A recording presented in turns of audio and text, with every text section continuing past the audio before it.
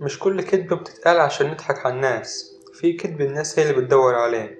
تخيل معايا مجتمع عارف الحقيقة بس بيهرب منها، مش لأنه جاهل لكن لأنه تعبان. في العالم ده صاحب الحياة تقيلة والوهم خفيف، الحياة بتواجهك ومن هنا بيظهر نوع جديد من البشر، مش نصاب ولا ساحر لكن إنسان فهم نقطة الضعف اللي قدامه فيقرر يعمل له اللي هو عايزه. فيلم البيضة والحجر مش حكاية دجال، دي حكاية مجتمع قرر يصدق الكذب لأن الحياة كانت مؤلمة زيادة عن اللزوم.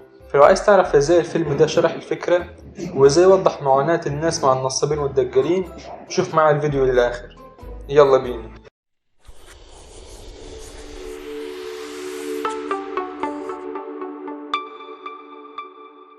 الناس عايزة اللي يضحك عليها، الجملة دي مش هزار، دي مفتاح لفهم واحد من أخطر الأفلام في تاريخ السينما المصرية. فيلم مش بيتكلم عن دجال قد ما بيتكلم عن مجتمع اختار يصدق الوهم، زي مشهد الفصل والطلبة اللي مش مهتم بشرح أستاذ الفلسفة الجديد وهو بيكلمهم عن ازاي الإنسان لازم يشغل مخه في كل حاجة في جوانب حياته حتى لو كانت حاجات بسيطة. إذا فسدت البيئة فلا بد للإنسان أن يحتمي بعقله لينجو من الفساد. مستطاع في البداية كان مجرد إنه يدرس فلسفة بيحاول يفهم الناس، بس الناس ما كانتش عايزة تفهم، الناس عايزة اللي يريحها لأن الحياة محتاجة تفكير ومواجهة، لكن الوهم سهل ومريح. ومن هنا تبدأ الحكاية مش مع الدجال لكن محتاج الناس للكذب، زي أول تجربة في الفيلم لما مستطاع خدع خدامين سباغ إنه ساكن في الأوضة المسكونة دي عشان هو عفريت زيهم، وعلى الرغم من إنهم عارفين إن الأوضة دي مش مسكونة أصلا لكنهم صدقوه لأن الكلمة لما بتتقال بالثقة بتبقى حقيقة. الله أكبر، الله أكبر، هو أنت منهم؟ وأنا لو ما كنتش منهم كنت سكنت الأوضة لصوص المدور حرامية. أو مشهد مواجهة سباغ ومستطاع لما سباغ بيقول أسامي للجن ومستطاع قدر فعلا يقنعه إن هو حضر عفريت وقلب السحر عليه وسباغ خاف ومشي، ودي أهم نقطة في الفيلم، الإقناع. وهنا حصل التحول مش من إنسان طيب لشرير لكن إنسان فاهم لإنسان بيستغل الجهل. بس خلينا نكون صراحة شوية، مستطاع لوحده مش المسؤول عن اللي بيعمله الناس هي اللي بتخلق اللي يضحك عليها، كل واحد فيهم جاي يدور على أمل حتى لو وهم. مستطاع ما خلقش الاحتياج، هو بس استغله، زي مشهد أحمد زكي ومعالي زايد لما فضلت تحكي له على العمل اللي معمول على رجل نملة وهي مقتنعة جدا بالكلام ده. سيبك من حكاية النملة دي خالص لأن ده كلام فارغ، الجواز اسمه نصيب. اهو نصيبي متعلق في ضفر نملة. نصيبك متعلق بسلوكياتك. وعلى الرغم من محاولات أحمد زكي في إنه يعرفها إن كل ده مجرد نصب وأوهام هي بس اللي مصدقاها، ما اقتنعتش غير لما عملها اللي هي عايزاه وفضل يضحك عليها بالكلام اللي هي عايزة تسمعه. هجيب لك النملة. طب ما يلا يا مولانا مستني ايه؟ مش لما نحضر الطلبات الأول؟ طلباتك ايه؟ زر ورد أحمر مزمهر وحمامة بيضة مشهشهة وبخور وحنة جاوي. وبالتدريج مستطاع بقي مش مجرد دجال، بقي قوة وسلطة، ودي رمزية تانية في الفيلم. تحس إن هو بيقولك إن اللي يملك عقول الناس يملك كل حاجة، ولكن المشكلة مش في القوة، المشكلة في أساسها. يعني أي فكرة حتى لو غلط إذا الناس صدقتها كفاية بتتحول لحقيقة، زي المشهد بتاع السباغ لما خاف من مستطاع ومشي. طب إيه اللي خلاه يمشي وهما الاتنين أصلا عارفين إن هما نصابين؟ وده عشان السباح كان رايح له وهو مصدق إنه مخاوي، أو بمعنى تاني رايح له وهو مشبع بأفكار وكلام عنه، هو ناقصه بس يشوف الكلام ده بعينيه حتى لو بالكذب، وده اتقال بالنص في الفيلم. ايوه بس المفروض ان سباغ ده راجل دجال قديم ومحترف، ازاي يخاف منك بالسهوله دي؟ سباغ دخل عليا وهو مهيأ نفسيا لقبول أي حق مني ومستعد للوقوع تحت تأثيري.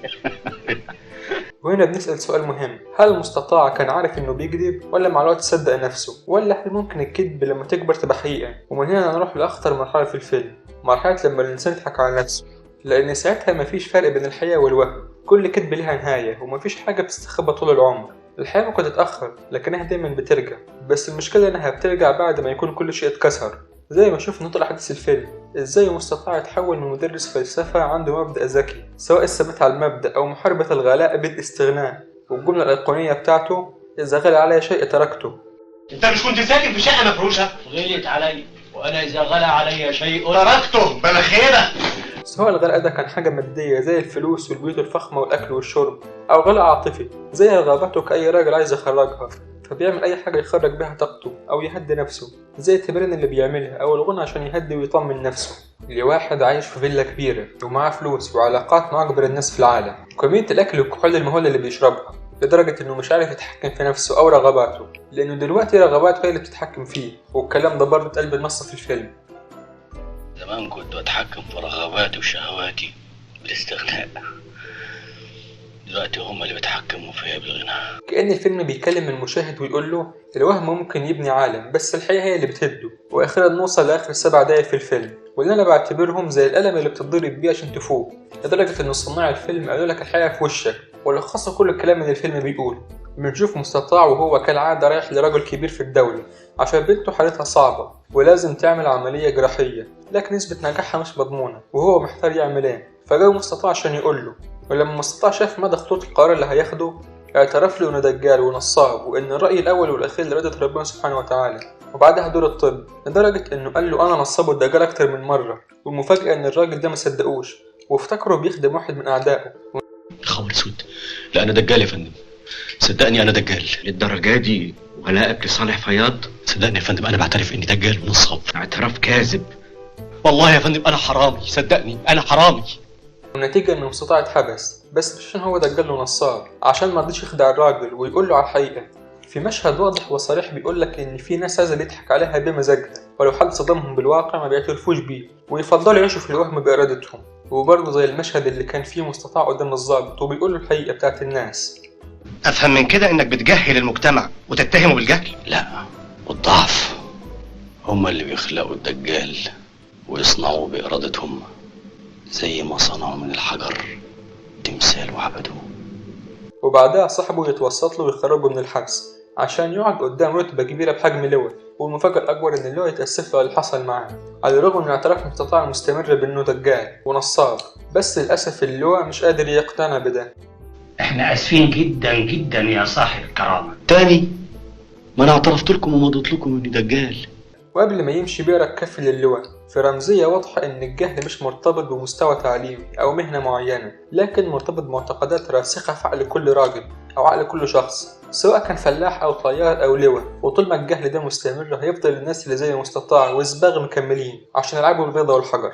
وفي النهاية الحكاية ما كانتش عن دجال ولا حتى عن كذبة، الحكاية كانت عن اللحظات اللي بنختار فيها الوهم بدل ما نواجه الحقيقة. ويمكن أخطر حاجة مش إن في حد بيضحك علينا، لكن إننا أحيانا بنكون عايزين كده. والسؤال الحقيقي اللي بيطرح نفسه طول الفيلم مش مين اللي ضحك علينا، السؤال هو ليه صدقنا اللي ضحك علينا.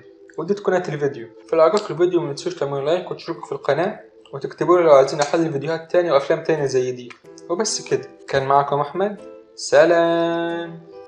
جابوا الخبر من عالشجر، الدنيا دي فيها العبر، فيها ناس بتنحت في الصخر وناس بتلعب بالبيضة والحجر.